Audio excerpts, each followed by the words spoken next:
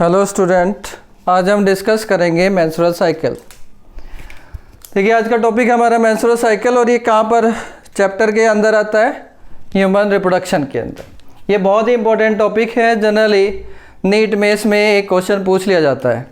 अब देखिए, सबसे पहले अगर मैं डिफाइन करूँ मेंस्ट्रुअल साइकिल होता क्या है। मेंस्ट्रुअल साइकिल होता है कि ह्यूमन फीमेल के रिप्रोडक्टिव सिस्टम में मंथली चेंज होता है और मंथली चेंज होके वो अपने आप को प्रेगनेंसी के लिए प्रिपेयर करता है और ये चेंज मंथली होता है, रिपीटेटिव होता है, इसलिए हम इसको बोलते हैं मेंस्ट्रुअल साइकिल। तो 1 मंथ में जो भी चेंज हो रहे हैं जिससे कि रिप्रोडक्टिव सिस्टम अपने आप को प्रिपेयर कर रहा है प्रेगनेंसी के लिए, उन्हें हम बोलते हैं मेंस्ट्रुअल साइकिल। अब इस मेंस्ट्रुअल साइकिल के देखिए, मैं इस साइकिल को 2 रीजन में डिवाइड करता हूँ। इस साइकिल का एक पार्ट होता है ओवरी के अंदर, दूसरा पार्ट होता है यूट्रस के अंदर। तो 2 रीजन में हम इसको 2 पार्ट में डिवाइड कर सकते हैं, यूटेराइन साइकिल और ओवेरियन साइकिल। यूटेराइन साइकिल में जो सबसे पहला हमारा फेज होती है जिसे हम बोलते हैं मेंस्ट्रुएशन फेज। अब इस मेंस्ट्रुएशन फेज में देख लीजिए क्या होता है, इसको हम ब्लीडिंग फेज भी कहते हैं। तो सबसे पहले यूट्रस के अंदर जो फेज हो रही है मेंस्ट्रुएशन फेज, इसमें एंडोमेट्रियम ब्रेक हो रही है और एंडोमेट्रियम ब्रेक होने के बाद इसका जो भी आपका मटेरियल है वो अलोंग विद ब्लड इस यूटेराइन कैविटी में आ जाता है और सर्विक्स के थ्रू, वेजाइना के थ्रू बाहर रिलीज होता है। तो जनरली अगर मेंस्ट्रुअल साइकिल ह्यूमन फीमेल में 28 डेज की नॉर्मल एक हेल्दी साइकिल है जो हेल्दी वोमेन में होती है, तो इसमें जो 4 to 5 डेज है वो 4 to 5 डेज में ब्लीडिंग होती है जिसमें एंडोमेट्रियम शेड होता है। अब देखिए, दूसरी फेज हमारी, इसको हम टर्म देते हैं फॉलिकुलर फेज ओवरी के अंदर, और यूट्रस के अंदर हम इसको टर्म देते हैं प्रोलिफेरेटिव फेज। वो मैं अभी बताऊंगा क्यों कहते हैं। थर्ड फेज है लूटियल फेज। ये थर्ड फेज हमारी लूटियल फेज अगर मैं बात करूं तो ये भी ओवरी के अंदर होती है, लेकिन जो हमारी सेक्रेटरी फेज है वो यूट्रस के अंदर होती है। तो ये तो हुआ हमारा मेंस्ट्रुअल साइकिल में जो हमारे ओवरी और यूट्रस के अंदर जो चेंज हो रहे हैं। अब मैं इसको, मेंस्ट्रुएशन तो मैंने एक्सप्लेन कर दिया, अब मैं इसको स्टार्ट करता हूँ फॉलिकुलर फेज से। तो मेंस्ट्रुएशन के बाद फॉलिकुलर फेज स्टार्ट होती है जिसमें ओवरी के अंदर एक हार्मोन आता है FSH, ये एंटीरियर पिट्यूटरी रिलीज करती है और ब्लड के थ्रू ये ओवरी पर आता है।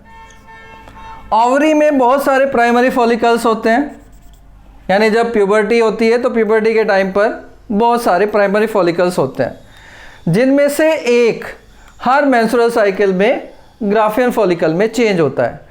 यानी अगर मैं ग्राफियन डेवलपमेंट की बात कर रहा हूँ तो प्राइमरी फॉलिकल सेकेंडरी फॉलिकल में चेंज होती है, फिर टर्शियरी फॉलिकल में चेंज होती है और फिर फाइनली हमारा ग्राफियन फॉलिकल बनता है जिसको हम मैच्योर फॉलिकल कहते हैं। ठीक है, तो अब देखिए होता क्या है, FSH आएगा तो वो प्राइमरी फॉलिकल्स के डेवलपमेंट को स्टार्ट करेगा। इस प्राइमरी फॉलिकल के अंदर क्या है, जो अंदर की तरफ ये ब्लैक स्ट्रक्चर है, ये ओवम की एक स्टेज है जिसे हम बोलते हैं प्राइमरी oocyte। इसके बाद ग्रेन्युलोसा लेयर की एक सिंगल लेयर है। तो जब ये ग्रेन्युलोसा लेयर पर एक्ट करेगा FSH तो इसकी ग्रोथ को ये स्टार्ट कर देगा और ये डिवाइड होके मल्टी लेयर यहाँ पर बना लेगी स्ट्रक्चर जिसे हम बोलते हैं मल्टी लेयर ग्रेन्युलोसा लेयर। और इसके बाहर एक थीका लेयर बन जाती है, एक और एडिशनल लेयर बन जाती है जिसे हम बोलते हैं थीका लेयर। थीका लेयर बनते ही इस पे LH एक्ट करने लगता है। क्यों करने लगता है? क्योंकि थीका लेयर के पर ही LH के रिसेप्टर होते हैं। जो हमारी यहाँ प्राइमरी फॉलिकल्स में ग्रेन्युलोसा लेयर है उस पर LH रिसेप्टर नहीं है तो वो वहाँ काम नहीं करता। तो जैसे ही थीका लेयर बनती है तो LH अपना काम करने लगता है।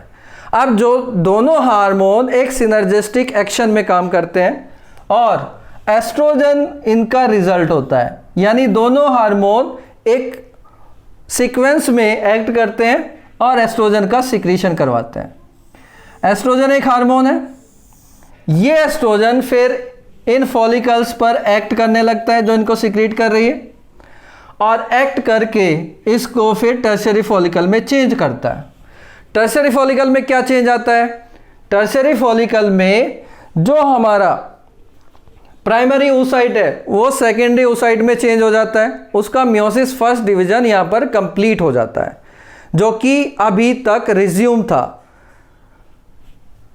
अब इसके अंदर एक कैविटी और बन जाती है जिसे हम बोलते हैं एंट्रम। ये फ्लूइड फिल्ड कैविटी है और इस कैविटी का काम क्या है कि जो ये एस्ट्रोजन प्रोड्यूस हो रहा है, ये एस्ट्रोजन यहाँ पर एक्यूमुलेट होने लगता है और एक्यूमुलेट होने के बाद यहाँ पर डिफ्यूज़ होके इन्हीं की जो फर्दर ग्रोथ है ग्रैनुलोसा सेल्स की या टर्शियरी फॉलिकल्स की, इसको फर्दर आगे स्टिमुलेट करता है, आगे प्रोसीड करवाता है। अब फिर इसका जो साइज एंड्रम का वो बढ़ने लगता है और सेकेंडरी oocyte एक साइड में आ जाता है और अब इस स्ट्रक्चर को हम बोलते हैं ग्राफियन फॉलिकल। इसको हम मैच्योर फॉलिकल भी कहते हैं क्योंकि अब ये फॉलिकल प्रिपेयर है सेकेंडरी oocyte को रिलीज करने के लिए। तो ग्राफियन फॉलिकल ओवरी की सरफेस पर जाता है और सरफेस पे जाके बस्ट हो जाती है। तो जो स्टेज बाहर आती है ओवम की, उसे हम बोलते हैं सेकेंडरी oocyte। इस स्टेज को हम यहाँ पर बस्टिंग को ओवुलेशन भी टर्म देते हैं। तो देखिए हमारी जो फॉलिकल फेज है, जो हमने सेकेंडरी फेज बताई है मेंस्ट्रुअल साइकिल की, वो ओवरी के अंदर हुई और इस ओवरी के अंदर क्या प्रोड्यूस हो रहा है आपका एस्ट्रोजन। तो एस्ट्रोजन जितना यहाँ पर फॉलिकल्स को रिक्वायरमेंट है इसकी ग्रोथ को, उतना यहाँ पर रहेगा। बाकी ब्लड के थ्रू डिफ्यूज होके ये कहाँ पर आएगा, इस एंडोमेट्रियम के ऊपर। और जो ये एंडोमेट्रियम ब्रेक हुई थी मेंस्ट्रुएशन में, जो फर्स्ट फेज है ब्लीडिंग फेज में, उसको फिर से ये रीजनरेट करवाता है, यानी फिर से इसकी ग्रोथ को ये स्टिमुलेट करता है, यहाँ पर नए टिश्यू को बनाता है जिससे कि इसकी थिकनेस बन जाए और यहाँ पर जो एंडोमेट्रियम जब शेड हुई थी, जो टिश्यू डैमेज हुए थे, वो फिर से बन जाए। ठीक है, तो यहाँ पर टिश्यू का प्रोलिफरेशन हो रहा है, एंडोमेट्रियम का बनना मतलब टिश्यू का प्रोलिफरेशन, इसलिए हम इसको प्रोलिफरेटिव फेज भी कहते हैं। अब देखिए दोनों फेज एक साथ हो रही है क्योंकि फॉलिकल्स ओवरी के अंदर डेवलप कर रहे हैं और वो डेवलपिंग फॉलिकल्स एस्ट्रोजन सिक्रीट कर रहे हैं। साइमल्टेनियसली एस्ट्रोजन यहाँ से ब्लड के थ्रू यूट्रस पर आ रहा है और यूट्रस में जो एंडोमेट्रियम शेड हुई थी उसको फिर से इसने रीजनरेट कर दिया है। तो इसलिए हम इसको यहाँ पर इसके रेस्पेक्ट में टर्म देते हैं प्रोलिफरेटिव फेज और इसके रेस्पेक्ट में टर्म देते हैं फॉलिकुलर फेज। अब देखिए तीसरी फेज जो हमने बात करी लूटियल फेज, ये ओवरी में होगी और सेक्रेटरी फेज फिर यूट्रस में होगी। अब देखिए क्या होता है कि ओवुलेशन के बाद ग्राफियन फॉलिकल्स का जो रिमेनिंग पार्ट है उस पर LH एक्ट करने लगता है, LH हार्मोन, और इसको एक येलो बॉडी में चेंज कर देता है जिसे हम बोलते हैं कॉर्पस लूटियम। कॉर्पस मीन्स होता है बॉडी, लूटियम मीन्स होता है येलो। तो एक येलो बॉडी बन जाती है यहाँ पर, और ये येलो बॉडी किसकी वजह से बनी है कि LH जो रिमेनिंग पार्ट था ग्राफियन फॉलिकल का ओवुलेशन के बाद, उसको इसने कॉर्पस लूटियम में चेंज कर दिया। अब ये कॉर्पस लूटियम का बनना स्टार्ट हुआ ओवुलेशन के बाद, लेकिन जो ये कंप्लीट डेवलपमेंट करता है वो करता है 21 या 23 डेज तक। अब इस ड्यूरेशन में ये एस्ट्रोजन और प्रोजेस्टेरोन को सिक्रीट करता है कॉर्पस लूटियम, और साइमल्टेनियसली ये एस्ट्रोजन और प्रोजेस्टेरोन एंडोमेट्रियम पर जाएंगे और एंडोमेट्रियम पर जो ग्रोथ की है एस्ट्रोजन ने प्रोलिफरेटिव फेज में, उसको फिर से आगे प्रोसीड करते हैं, यानी उसकी थिकनेस को और बढ़ाते हैं। और साथ ही प्रोजेस्टेरोन यहाँ पर जो ग्लैंड्स होती है, इन ग्लैंड का ये सिक्रीशन स्टार्ट कर देता है, जिससे ये ग्लाइकोजन रिच फ्लूइड सिक्रीट करती है, जिसे हम यूटेराइन मिल्क भी कहते हैं। इसका क्या काम है वो मैं आगे नेक्स्ट लेक्चर में बताऊंगा। तो इसलिए यहाँ पर सिक्रीशन स्टिमुलेट हुआ ग्लैंड्स का, इसलिए हम यहाँ पर जो फेज हो रही है लास्ट फेज को हम क्या कहते हैं, सिक्रेटरी फेज भी कहते हैं, क्योंकि कॉर्पस लूटियम यहाँ पर बन रहा है, और कॉर्पस लूटियम बन रहा है उसकी वजह से एस्ट्रोजन प्रोजेस्टेरोन बन रहा है, और एस्ट्रोजन प्रोजेस्टेरोन साइमल्टेनियसली यूट्रस के पास आ रहा है, और यूट्रस के पास आके एंडोमेट्रियम की जो ग्लैंड है उसको स्टिमुलेट करके उसका सिक्रीशन बनवा रहा है। तो इसलिए हम इसको सिक्रेटरी फेज कहते हैं। अब ये लूटियम कंप्लीटली रिग्रेस होता है at the end of cycle, मतलब ये 21-23 डेज के बाद सिक्रीट होना बंद हो जाएगा, कम हो जाएगा, और कम हो जाएगा, धीरे धीरे ये कम होता रहेगा। तो लास्ट में जो हमारी मेंस्ट्रुअल साइकिल है 28 डेज की, उसमें इन दोनों हार्मोन की कंसंट्रेशन बहुत कम हो जाएगी। लेकिन इनमें जो मेन है प्रोजेस्टेरोन, ये रेस्पॉन्सिबल है इस एंडोमेट्रियम को मेंटेन करने के लिए। मेंटेन मतलब ये यहाँ पर जो ब्लड वेसल्स है ना, उनको मेंटेन करके रखता है एंडोमेट्रियम पे। तो अगर साइकिल के लास्ट में प्रोजेस्टेरोन कम हुआ तो वहाँ पर जो आपकी ब्लड वेसल्स है वो रप्चर होने लगेगी, क्योंकि प्रोजेस्टेरोन नहीं है, और रप्चर होने से वो एंडोमेट्रियम शेड होने लगेगी। तो जैसे ही एंडोमेट्रियम शेड होती है तो हमारी नेक्स्ट मेंस्ट्रुअल साइकिल स्टार्ट हो जाती है।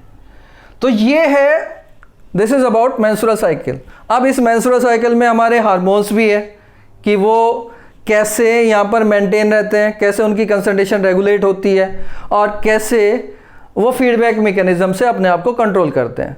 तो मेंस्ट्रुअल साइकिल का हार्मोनल रेगुलेशन हम नेक्स्ट लेक्चर में स्टार्ट करेंगे। तो अब हम यहाँ पर एंड करते हैं। Thank you.